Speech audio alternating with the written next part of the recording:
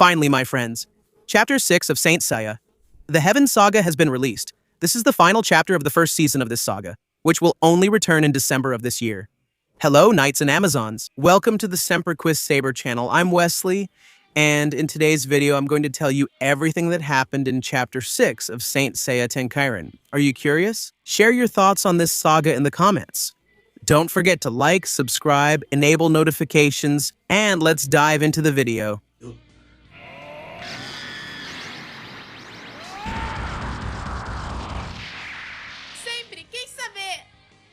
Saint Seiya Tenkai-hen, Chapter 6, The Legend of the Elysian Fields. A shower of soft petals falls over that place where two goddesses are facing each other. Those are Athena and Ker. The evil goddess who is wearing her armor points her weapon at Sayori. That staff was covered by Ker's evil cosmos, but Sayori remains motionless. She stares at Ker with her imposing gaze, and the evil goddess takes a deep breath and, to launch her attack, Ker closes her eyes. She starts walking and passes by Sayori, saying, "It's hard to believe that this is the same goddess Athena who defeated Poseidon in Hades. Now, you're nothing more than a simple little girl. Killing you will be as easy as taking candy from a baby." Despite the confident words, Ker observes the environment around Athena, which exudes a silent and overwhelming pressure. In his thoughts, the evil goddess of fate said, "But this nobility, this aura that doesn't let anyone underestimate her. As expected, she hasn't lost her majesty as a goddess." Ker looks back and says, "If she fully awakens as a goddess, it's going to be a big problem. I can't miss this opportunity. I must kill her here and now." Ker charges to attack again. She raises her staff and strikes at Sayori from behind. The goddess Athena closes her eyes, and suddenly, an arrow shaped like a carved serpent is shot in Ker's direction. The goddess quickly defends herself and breaks the arrow with a strike, then asks angrily, "Who dares?" At that moment, the goddess of evil personified notices someone approaching and asks, "But who are you?" Quickly, we are taken to a humble house in the village of Rodorio. Shun arrived at that place with his cart and announces, "Sir, I'm back." There, we see an old man who is tending to his garden. He thanks the boy Shun. "Thank you very much for selling the flowers today as well." Shun then says it was nothing and asks, "But are you feeling better, sir?" The old man wipes the sweat from his face and with a smile replies, "Am I feeling well? I'm feeling very well today." Shun is happy and says, "That's great, I'm really glad to hear that." Later, Shun prepares a kind of tea for that man who said, "Shun, the medicinal herbs you picked out there in the Elysian fields helped me a lot. The former Andromeda Knight is happy to hear that. I'm glad they're working." Then, the old man reveals something. The flowers and plants picked there can be used to make ink and are also very beautiful.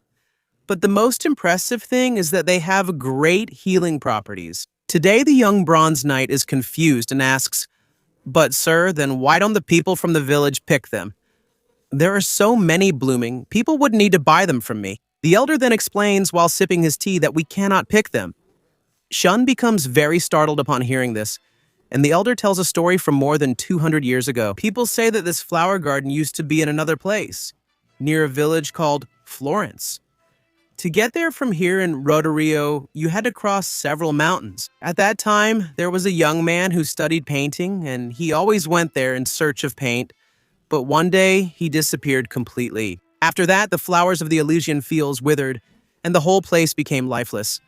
But a young woman managed to take the last flower, still alive, from the garden. According to the legends, that flower left the girl's hands and flew with the wind until it reached Rodorio. At that moment, we see that the girl the old elder was referring to was none other than Sarah, the incarnation of Athena in the 18th century. And the young painter was alone, the former host of Hades. Sasha reaches out her hand and with her cosmos sends the last flower near the sanctuary in Greece to the old elder. Then the story continues. And over the course of those 200 years, that single flower that came to this village blossomed and turned into this new field, the Elysian Fields. Since then, people have always talked about the benefits these flowers have. That's why the inhabitants here got excited and started picking the plants in this garden. But everyone who did that ended up getting sick and dying. The villagers understood that this was a divine punishment, so no one ever dared to pick the flowers from this garden again. This is the legend of the Elysian Fields of Greece, which is passed down throughout Rodorio, even as recently as a few weeks ago. I was very lucky to see you, Shun. You were standing there, scared, in the middle of the field of Elysian flowers. The old man remembers finding Shun among those sacred flowers that have the power to kill anyone who touches them. Shun, who had no memories, was just calmly watching the horizon. But the old man approached, shouting worriedly, "Hey, what do you think you're doing there? Get out of there right now!" Shun looks at the old man next to the cart and doesn't understand what he means. The old man then shouts, "It's very dangerous, you could die." And upon hearing that, the boy calmly asks, "But sir, what do you mean?" At that moment, we return to the present. Shun and the old man continue talking calmly at the table. The former bronze saint said, "That day when I realized it, I was already standing in that place. I had lost all my memories and only knew my name. I am very grateful to you for letting me stay here with you since then." Hearing those words, the old man smiles and replies, "No, I should be the one thanking you. You have been selling the flowers in my place since I've been sick, and the residents have also been very happy with your presence. Thanks to you, they can buy the wildflowers at a low price and without being afraid of the curse. But I must admit, I find it strange that you can pick flowers in the garden and not suffer any harm from it. Shun, you're not a normal boy, am I right?" Shun shows little surprise at hearing that, and the old man says what he really thinks. "You shouldn't be in a place like this. You shouldn't be selling flowers. I believe you are someone who was born with a great mission." After that, Shun walks alone around the Elysium, observing the mountains and the cloudy sky, and the old man's words echo in his mind. And Shun said, "Someone who was born with a great mission? Who am I really?" Shun closes his eyes, but suddenly he feels something different. There, Shun opens his eyes and is surprised. Panting, he puts his hand on his chest and says, "I feel something coming from these Elysian fields. Could it be that Cosmo that Seiya was talking about? No, it seems to be something even more intense. Could this be the cosmos of a god?" Returning to the confrontation between Ker and Athena, we see the person who attacked the evil goddess with an arrow.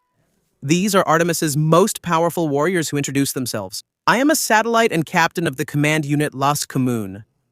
Ker becomes curious, "Satellite, aren't you from Artemis's army? Why are the moon goddess's warriors here?"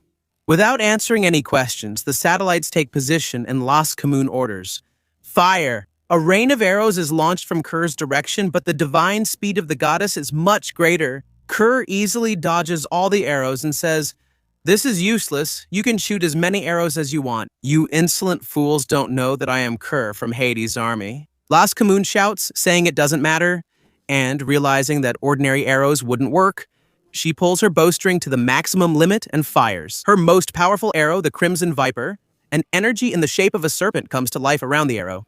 Ker closes his eyes as an explosion destroys the Crimson Viper. The satellite warrior's arrow is completely destroyed, and the evil goddess quickly disappears. When she looks around her, she realizes that all the satellite warriors have been completely defeated and are lying on the ground. Ker appears unharmed, showing up right behind the only satellite left. She calls out to Las Comun and Discordia while placing her weapon at the satellite's neck. Ker said, "I'm a goddess.